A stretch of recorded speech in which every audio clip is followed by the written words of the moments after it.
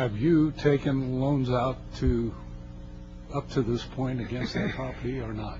No. No. We generate a stream of revenue from commercial and residential leasing, like I believe you do. That pays for the property management on the base, and then the costs of the redevelopment planning is funded by the private developer. So we haven't had a need to access any financing yet. Go ahead. Yeah. Waiting for the cook. But, you know, evidently I see some very large buildings, tall buildings. Are those the hotels or are those residential?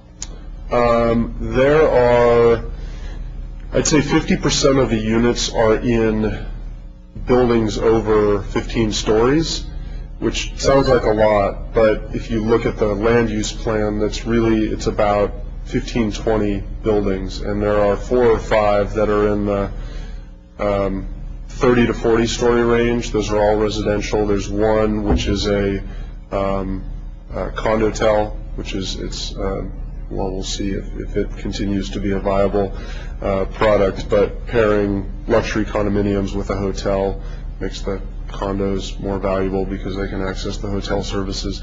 That's a taller building, but almost exclusively the taller buildings are residential. There's one building that we've envisioned in the 40 to 60 story range. And surprisingly enough, we actually got pushed to do that by the environmental community, who wanted a denser project. We have obviously... That's feasible on that type of land out there, the stability of it? It is. It's an engineering. It's not an engineering issue. It's a cost issue. In some ways, building a tall building on Treasure Island is not that different than building a tall building at Mission Bay. Ultimately, you have to sink piles down to bedrock, or as far as you need to sink them down. So it's a cost issue. Now, you're talking about, 6,000 homes out there are residents? 6,000 homes, probably 13,000 to 15,000 residents.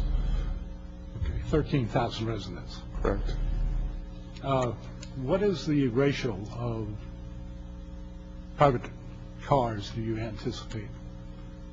You're using a very aggressive we are. plan, and more power to you. That is very, very excellent. Very innovative. And we have to remember that all of the 30% affordable housing, the approach to parking, is all happening in the political context of San Francisco, where we're continually getting pushed. There are some zoning areas in San Francisco where recently they've gone to a maximum of 0.75. I think there might even be one that's a maximum of 0.5 parking spaces per unit. Treasure Island, we didn't think that was feasible. We've set a maximum residential parking allocation of 1 space per unit. Then the retail will have its parking. There'll be on-street parking, but it's 1 space per residential unit. And obviously that gives our private developers some concern about are they going to be able to sell the units for as much as we need to in order to have the project be feasible. I think there is the notion that people who will choose to live on Treasure Island are going to self-select. They're going to move onto the island knowing that they have a set of amenities, open space, views, new infrastructure, and there will be costs to that. They will only be allowed a 1 parking space. There'll be a congestion pricing fee that they'll have to pay, and not everybody's going to want to choose that. Job generation, any kind of jobs over you anticipate? We've estimated 2,500 permanent jobs. It's primarily the services sector. It's hotel, retail.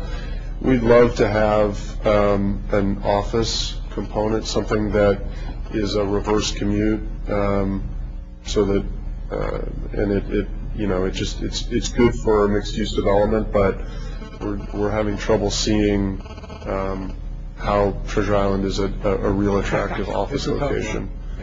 Yeah, the balance, to have a kind of balance that you really need to really make it a transportation friendly type of environment. Quite impressive. I was involved in the base closure here at the base and on the civilian side, and we were in the same BRAC situation, and it's quite impressive to see what direction you're going. It's the amount of open space and how you handle it. So thank you very much. I appreciate it. Thank you. Okay, Councilmember Matarazzi. I think it's very interesting. I see a lot of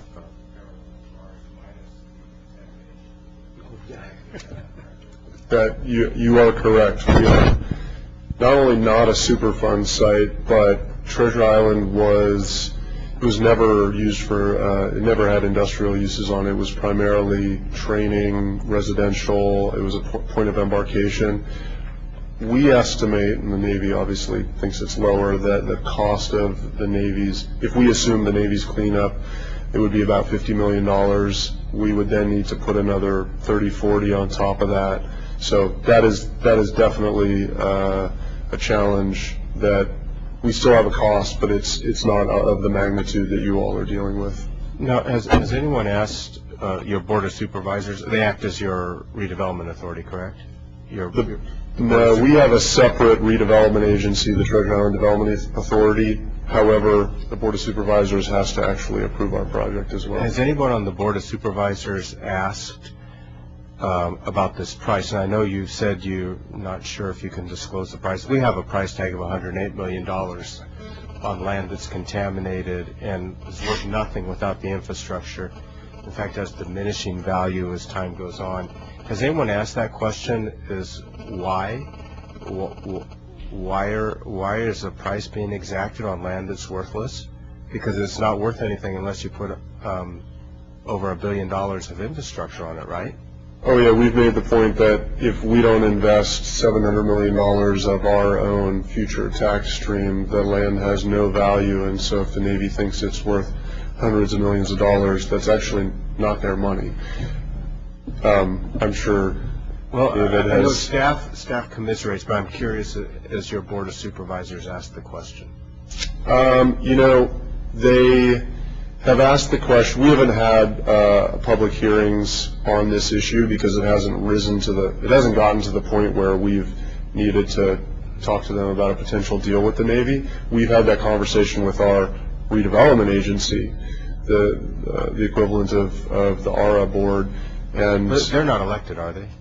No, they're not. Okay, so we're elected. They're not. We're comparable to the Board of Supervisors in Little Alameda. So I think for a future, as we're working together, as we look for a political solution to this and get the same deal Monterey got, where they got land conveyed Fort Ord with no cost, plus they got cash to help clean up, that maybe we can work that angle as well with our brothers and sisters in Treasure Island. We do. And just to clarify, I think Mayor Newsom has made the point several times to some of the federal electeds that this should probably be, your TI should be a no-cost CDC. So not the supervisors, but they have had some elected to elected discussions. I'd like us to work that angle as well.